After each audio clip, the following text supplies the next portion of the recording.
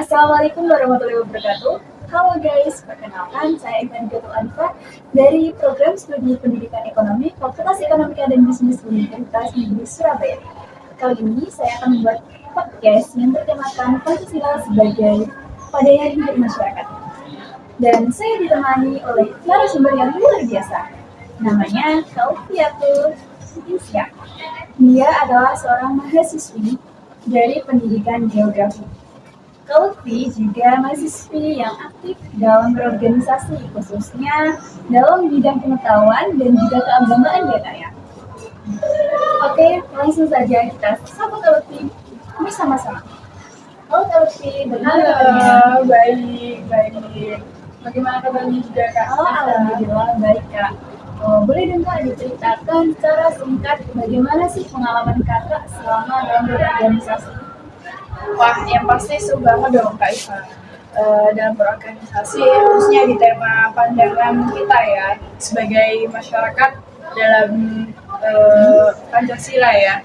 Karena saya tuh dulu ini pernah ikut organisasi, nah organisasinya itu pelajar NU Mengabdi. Maksudnya ada kegiatan seperti pelajar NU Mengabdi. Nah, itu saya di Lamongan ya, selama 3 hari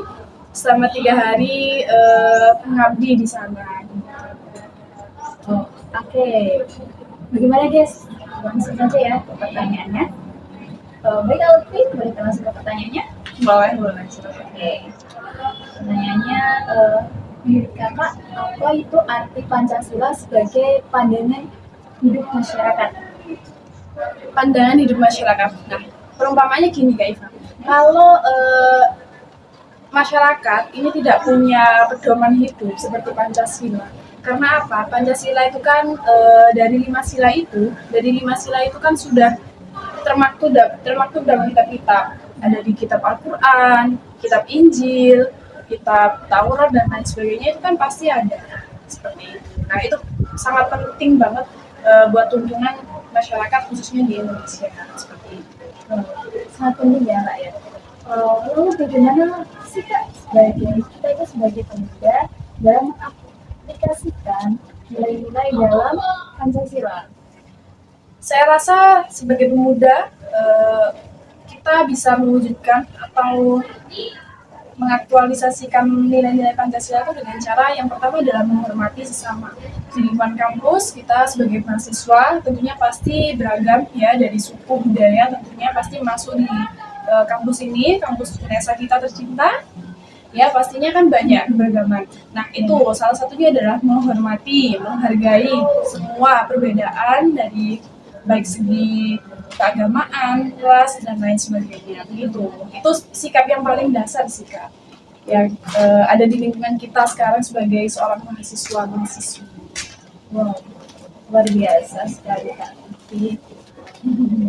Ngomong-ngomong Kak Lutfi ini dari mana sih asalnya? Saya kebetulan dari Gresik. Gresik, Sidayu. Berapa jam Kak perjalanan kalau ke Surabaya? Kalau perjalanannya kalau nggak macet sih 1,5 ya. Kalau macet ya mungkin 2 jam. Tapi alhamdulillahnya saya posisi di dekat-dekat sini. Oh iya. Oke kita lanjut ke pertanyaan selanjutnya. Pertanyaannya adalah bagaimana Pancasila mempengaruhi politik dan keamanan di Indonesia? Wah, ini sangat sensitif sekali ya, perpolitikan ya. Bicara mengenai politik dalam lingkup saya, yang tentunya saya adalah mahasiswi geografi ya. Kalau berbicara politik ini sangat sensitif. Karena apa? Karena ya kita tahu sendiri, pasti ranahnya adalah menuju yang bagaimana ya menjelaskannya ya, pokoknya sangat wah gitu deh.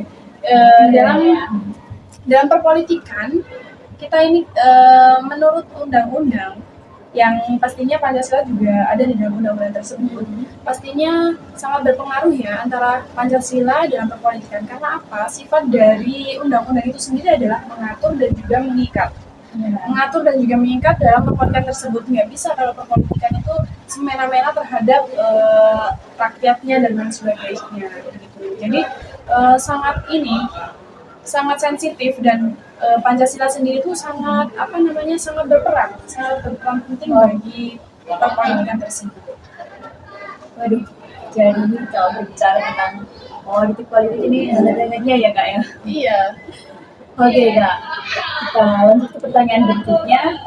Menurut kakak, apa sih pengaruh Pancasila terhadap hak asasi manusia yang ada di Indonesia saat ini? Saya langsung berbicara mengenai contoh ya, Oke, contoh boleh. hak asasi di negara kita sekarang. Tapi agak miris ya, karena apa-apa HAM. Padahal kita itu sendiri harus juga, walaupun kita punya hak, tapi kita juga punya kewajiban yang harus dijalankan dalam hak asasi manusia tersebut. Nah, seperti halnya kalau kita contoh ya, di dalam sekolah itu pasti ada antara guru dengan murid, pasti kalau ada muridnya yang nakal dan lain sebagainya pasti ditegur. Kadang itu juga membawa orang tuanya yang nggak terima dan sampai beritanya yang viral itu loh kak, Oh iya. yang ditangkap karena berurusan sama anaknya. Itu salah satu dampak negatifnya ya, karena kita sebagai pendidik, sebagai guru tidak bisa mengatur siswanya, membimbing siswanya secara bebas gitu. Pasti kita mau ini takut gitu. Tadi pertanyaannya gimana kak? Bagaimana pengaruh Pancasila terhadap hak asasi manusia di Indonesia? Pengaruh Pancasila Ya, pengaruhnya kak. Pasti ini berhubungan dengan sila kelima, keadilan sosial bagi seluruh rakyat Indonesia dan juga kemanusiaan yang adil dan beradab. Itu sesuai dengan hak asasi manusia. Kita bisa sebagai pemuda tentunya bisa melakukan demonstrasi kepada pemerintah jika pemerintah itu melakukan atau tidak menangani kasus-kasus yang dijanjikan, seperti kalau ada pemilihan presiden dan lain sebagainya, pasti kan ada janji-janji gitu ya, terus tidak terungkap. Kadang juga BBM naik dan lain sebagainya. Kita sebagai mahasiswa bisa melakukan demonstrasi tersebut dan tentunya itu sangat membantu masyarakat untuk mendapatkan kembali haknya. Kayak sebelum kita lanjut ke pertanyaan berikutnya, alangkah baiknya kita minum terlebih dahulu aja kak. Sedikit ya. Iya. Terima kasih.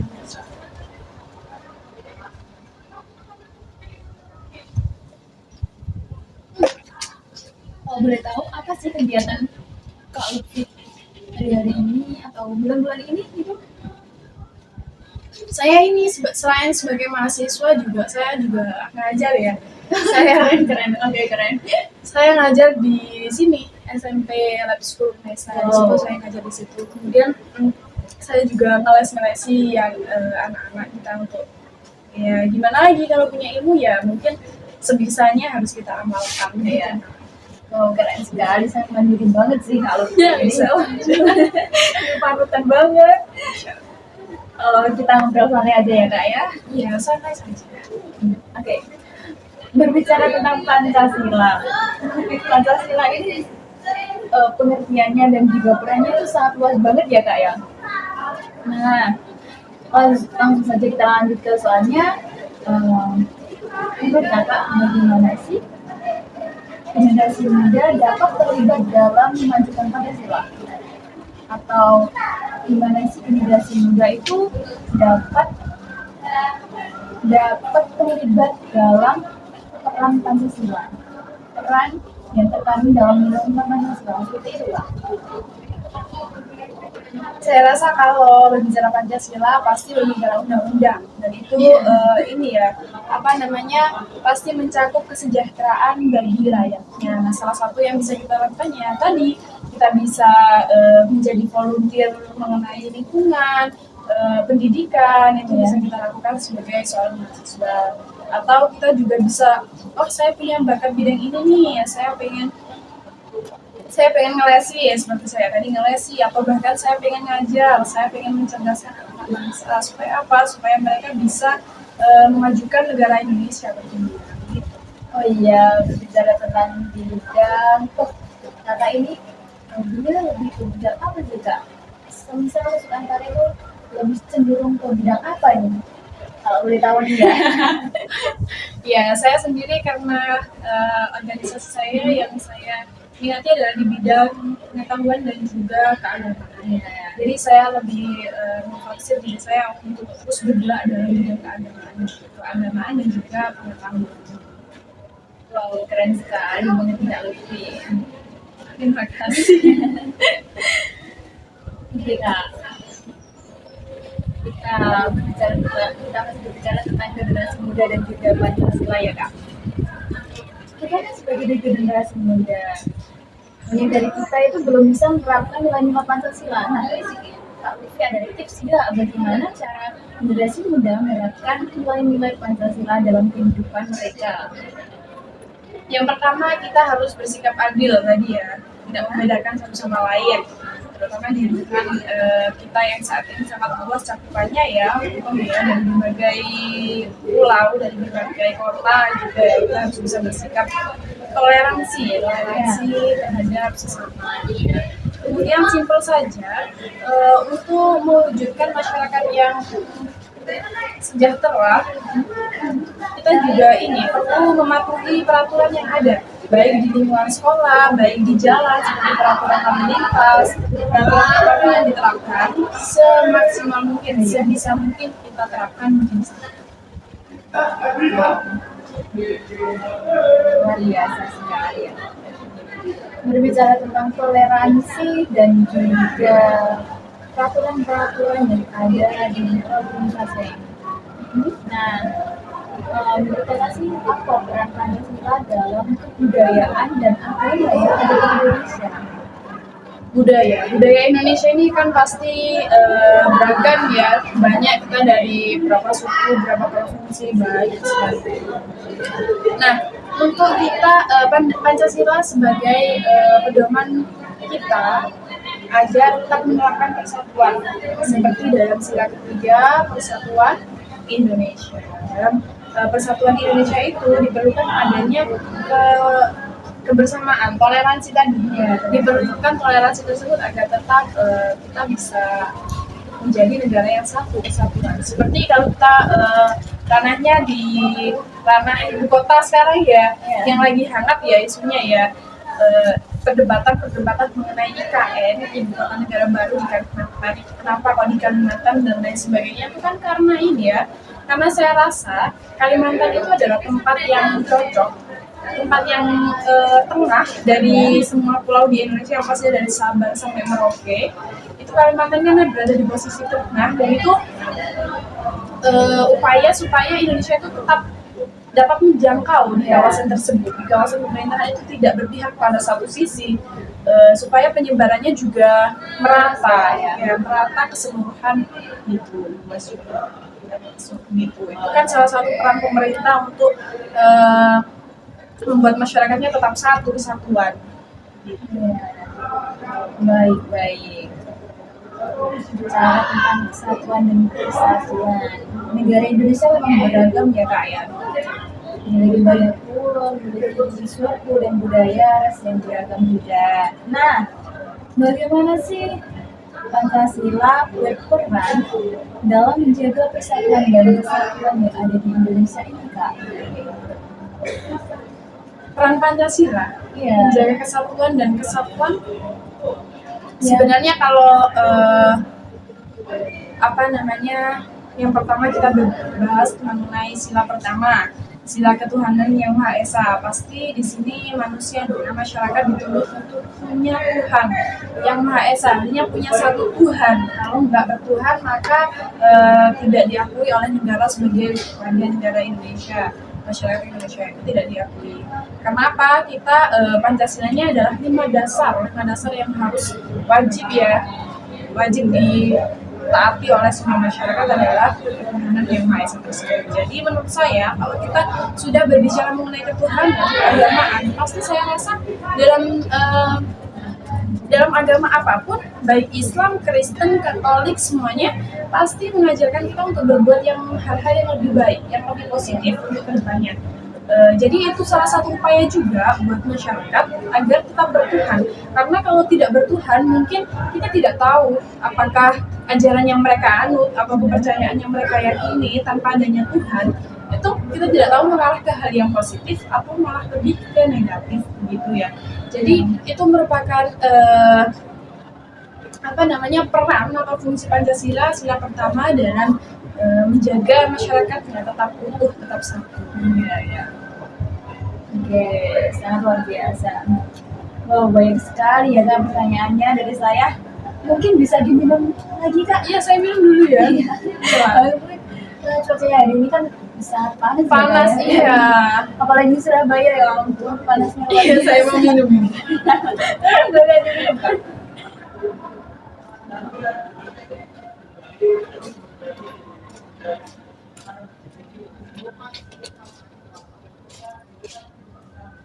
Kalau boleh tahu ini podcast untuk tugas apa, Kak?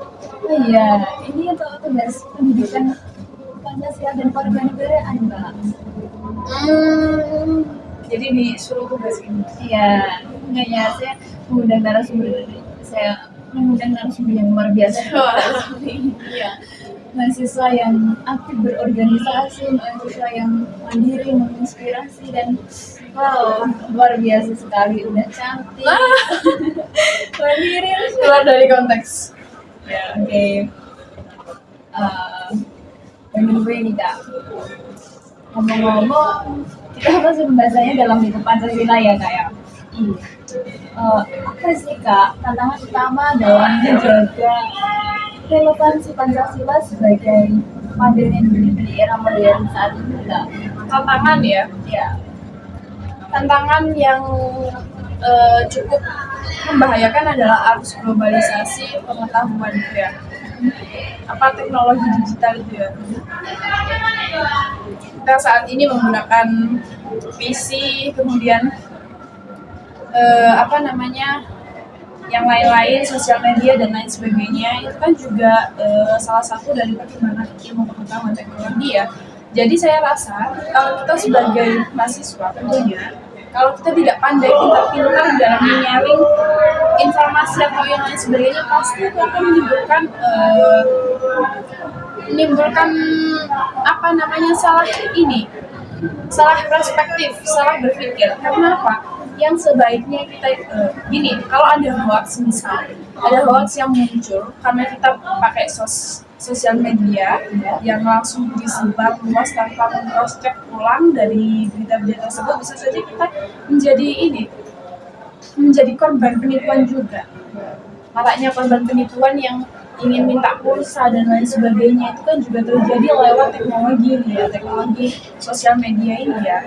Itu salah satu tantangan sih menurut saya yang harus dihadapi oleh undang-undang zaman sekarang.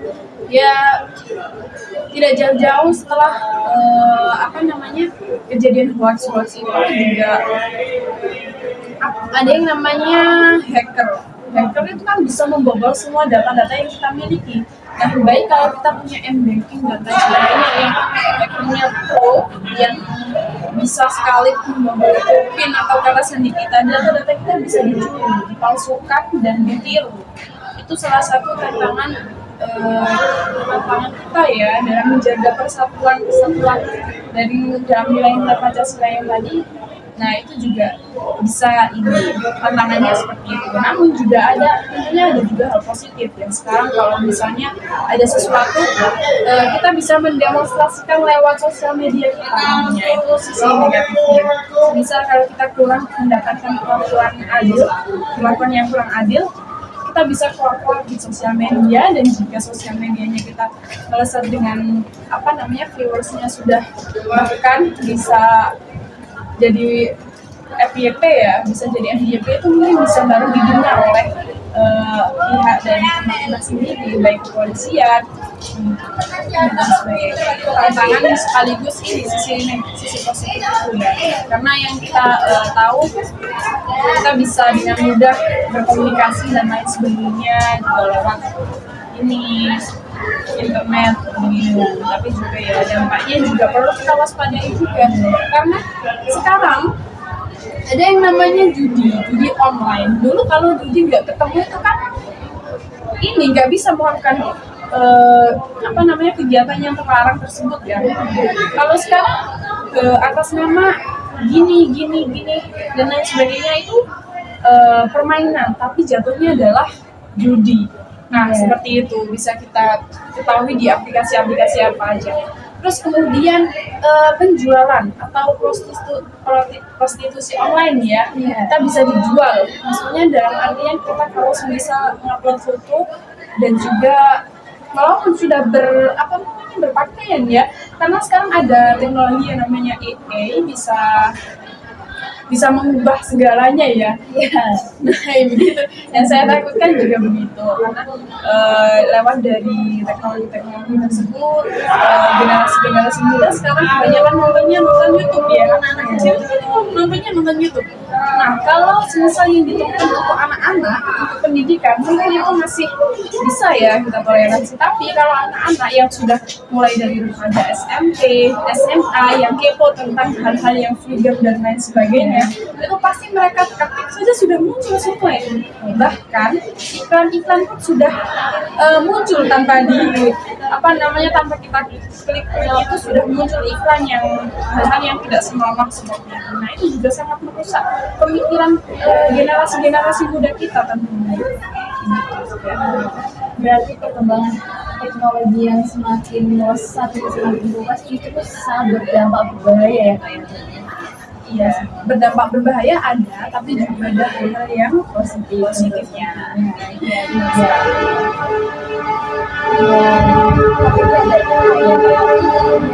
katanya itu tenaga kerja bisa dikembangkan dengan baik. Iya, Kesalahan dalam masyarakat ya Kak ya. benar sekali. Benar. Mungkin upaya-upaya dari kita sebagai seorang mahasiswa juga tentunya untuk mensosialisasikan hal tersebut kepada orang tua di sana yang mungkin pengetahuannya masih pengetahuannya masih kurang tentang dunia teknologi dan lain sebagainya. Itu bisa kita sosialisasikan. Iya. Seperti itu. Berarti kita harus pandai-pandai banget ya Kak memilah dan memilih mana yang Benar sekali. Oke Kak, bagaimana sih Pancasila? Gimana sih agar generasi muda dapat mempromosikan nilai-nilai Pancasila sehingga dapat dicontoh oleh misal gini Kak, bagaimana sih cara saya dalam mempromosikan nilai-nilai Pancasila agar bisa dicontoh oleh teman saya? Bagaimana tuh Kak? Hal yang mudah ya, kita membuang sampah pada tempatnya pun itu sudah merupakan contoh yang sangat sederhana sekali ya. Dan itu mungkin kalau dilihat yang lainnya bisa melihat, di sini kakak saya ini membuang sampah pada tempatnya, mungkin saya akan meniru seperti beliau. Begitu, itu mungkin yang perlu kita contohkan dari hal-hal yang kecil, membuang sampah pada tempatnya, mematuhi peraturan lalu lintas, tertib dalam peraturan perkuliahan, sekolah, itu mungkin merupakan hal yang sangat biasa. Kita ada dulu ya. Iya boleh Kak. Sambil dulu Kak.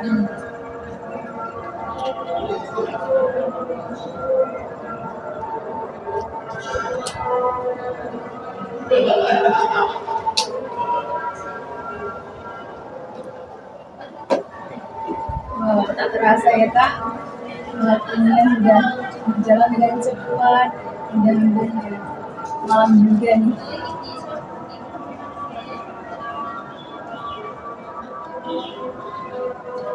Mungkin itu tadi pertanyaan terakhir dari saya Kak. Sudah selesai. Sudah Kak. Saya kira masih banyak pertanyaannya. Udah selesai Kak, terima kasih banyak ya Kak atas waktunya. Terima kasih kembali ya. Luar biasa, suatu kebanggaan terhadap diri saya bisa bertemu dengan narasumber yang luar biasa. Saya juga sangat terima kasih karena sudah memberikan kesempatan bagi saya untuk berbicara ya tentunya di depan umum, di depan publik seperti itu. Iya. Ya udah. Sekian ya guys dari kami berdua. Sampai jumpa. Salam semuanya.